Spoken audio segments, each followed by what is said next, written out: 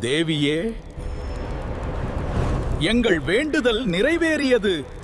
இவள் உலகை ஆளப் பிறந்தவள். என் நாட்டை யாரும் தொட முடியாது. அநியாயம் இருக்கும் இடம் என் வாள் வரும்.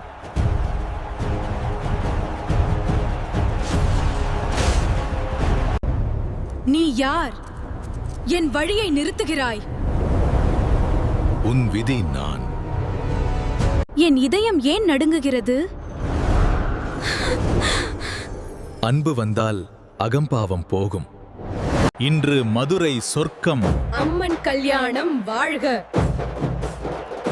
இன்று முதல் நீ என் சக்தி. நான் என்றும் உன் அருள். மீனாட்சி அம்மன் காப்பாள். ஹர ஹர சிவா.